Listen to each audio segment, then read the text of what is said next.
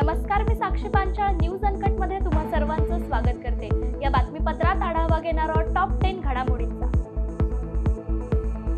महाविकास आघाडीने जागा वाटपात आघाडी घेतल्याचे सध्या चित्र दिसतंय। शिवसेना ठाकरे गटाचे खासदार संजय राऊत यांनी जागा वाटपाबाबत मोठी बातमी दिली आहे। त्यांनी मुंबईतल्या 36 विधानसभा जागांबाबत महाविकास आघाडीत सहमत झाल्याचं सांगितलंय। जवळपास 99% जागांवर एकमत झाल्याचं त्यांनी सांगितलंय। काही जागांवर अजून देखील चर्चा सुरू असून त्यावर नक्की तोडगा निघेल असा विश्वास त्यांनी व्यक्त केलाय। राज्याच्या राजकारणात गेल्या काही दिवसांपासून अनेक घडामोडी आणि गाठीभेटी होताना दिसतायत। अशातच आज अजित पवारांचे शिलेदार जुन्नरचे आमदार राष्ट्रवादी काँग्रेस शरदचंद्र पवार पक्षाचे अध्यक्ष शरद पवार यांच्या भेटीला पोहोचले। अजित पवार गटाचे जुन्नरचे आमदार अतुल बेनके पुन्हा एकदा शरद पवारांच्या भेटीला आल्याने राजकीय वर्तुळात चर्चेला उधाण आलंय। आज शरद पवार हे उत्तर पुणे जिल्ह्याच्या जुन्नर तालुक्याच्या दौऱ्यावर आहेत। शरद पवारांचा जुन्नर तालुक्यातील दौरा सुरू असताना कृषी विज्ञान केंद्र नारायणगाव येथे जुन्नरचे आमदार अतुल बेनके यांनी भेट घेतली असून जुन्नरच्या राजकारणात ही भेट चर्चेचा विषय ठरली आहे।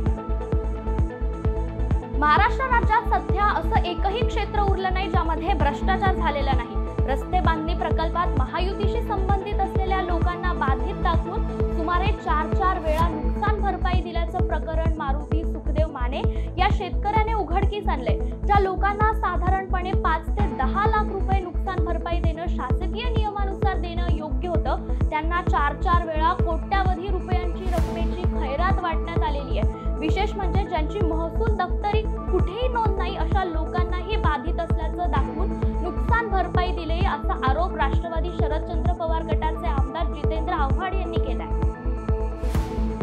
लोकसभा निवडणुकीमध्ये महायुतीला बिनशर्त पाठिंबा दिल्याने मनसे अध्यक्ष राज ठाकरे यांनी विधानसभा निवडणुकीसाठी एकला चलो रे भूमिका घेतली आहे। विधानसभा निवडणुकीला आतापर्यंत 7 उमेदवार जाहीर करण्यात आले।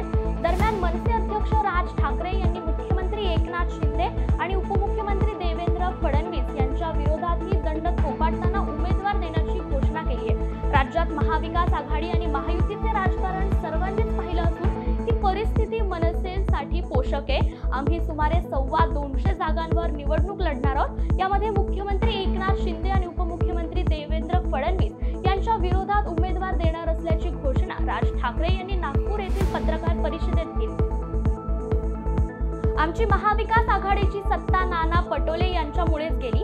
आमचे सरकार गडगडायला लागले यामुळे नाना पटोले हेच कारणीभूत आहेत असा खळबळजनक दावा विधान परिषदेचे उपसभापती नीलम गोऱ्हे यांनी केलाय। नंदुरबार येथे पत्रकार परिषदेत त्या बोलत होत्या। मुख्यमंत्री लाडकी बहीण योजनेवरून काँग्रेसचे प्रदेश अध्यक्ष नाना पटोले यांनी राज्य सरकारवर जोरदार हल्लाबोल केला होता। यावरून नीलम गोऱ्हे यांनी नाना पटोले यांच्यावर निशाणा साधलाय। छत्रपती संभाजीनगरमध्ये विरोधी पक्षनेते अंबादास दानवे यांच्या नेतृत्वाखाली महाविकास आघाडीने मूक आंदोलन केले।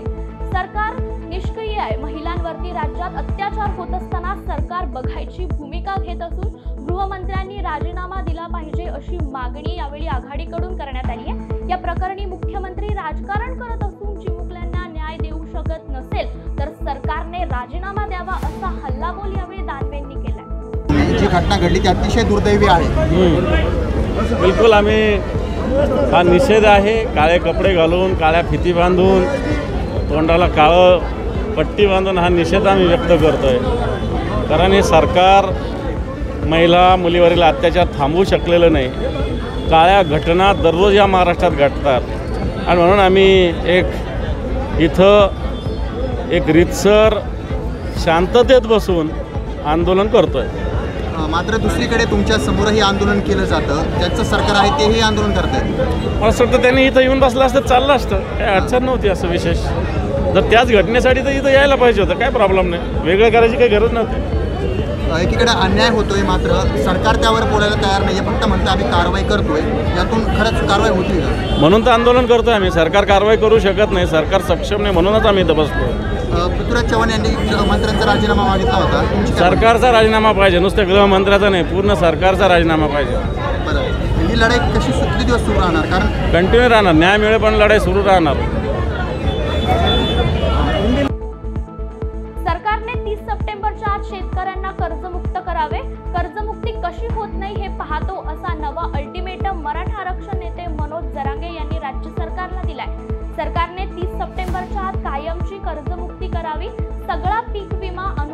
तुरीचा आता शेतकऱ्यांच्या पिकाला भाव कसा मिळत नाही हे आम्ही बघतो, असा इशारा देखील जरांगे यांनी केलाय. अमरावतीतून एक अपघाताची मोठी बातमी समोर आली आहे. यात अमरावती नागपूर महामार्गावर शिवसाई बसचा भीषण अपघात झालाय. अमरावतीच्या Nandgaon Peth toll नाक्याजवळील Reliance petrol pump जवळ ही अपघाताची घटना घडली आहे. यात 25 पेक्षा अधिक प्रवासी जखमी झाल्यात अशी माहिती मिळाली आहे, तर त्यातील एका प्रवाशाचा मृत्यू झाल्याचं सांगण्यात आलंय. या घटनेची माहिती मिळताच स्थानिक पोलिसांनी घटनास्थळी धाव घेत पुढील प्रक्रिया सुरू केली आहे, तर जखमी प्रवाशांना जवळच्या रुग्णालयात उपचारासाठी हलवण्यात आलं. गेल्या काही तासांपासून धुवाधार कोसळत असलेला पुण्यातील पावसाचा जोर आगामी तासांमध्ये देखील कायम राहण्याची शक्यता आहे. हवामान विभागाकडून पुणे जिल्ह्याला रेड अलर्ट देण्यात आलाय. गेल्या काही तासांमध्ये खडकवासला धरण साखळी क्षेत्रात रिमझिम पाऊस सुरू आहे. परिणामी खडकवासला धरणातून सध्या मुठा नदीच्या पात्रात वेगाने पाण्याचा विसर्ग सुरू आहे. याच पार्श्वभूमीवर पुणे शहरातील यंत्रणा सक्रिय झाल्यात. अग्निशमन दलाकडून भिडे पुलाजवळ जाणाऱ्या नागरिकांना सतर्कतेच्या सूचना देण्यात आल्या. नदीकाठच्या नागरिकांना सतर्कतेचा इशारा देण्यात आलाय. तसेच नागरिकांनी नदीपात्रात उतरू नये असे आवाहन करण्यात आले. नाशिक जिल्ह्यात पावसाने अक्षरशः थैमान घातलं असून गेल्या 24 तासात मुसळधार पाऊस झालाय. त्यामुळे गोदावरी नदीला यंदाच्या वर्षात दुसऱ्यांदा मोठा पूर आलाय. परिणामी गोदाकाठवरील अनेक मंदिरं पाण्याखाली गेली असून नदीकाठच्या गावांना सतर्कतेचा इशारा देण्यात आलाय. गेले 2 ते 3 दिवसांपासून संपूर्ण नाशिक जिल्ह्यात मुसळधार पाऊस सुरू आहे. त्यामुळे धरणांच्या पाणलोट क्षेत्रात देखील मोठी वाढ झाली आहे. अनेक धरणांमधून पाण्याचा विसर्ग सुरू करण्यात आल्याने गोदावरी नदीकाठला मोठा पूर आलाय. वेळ झाली आहे टॉप 10 मध्ये इथेच थांबायची. तुम्ही पाहत राहा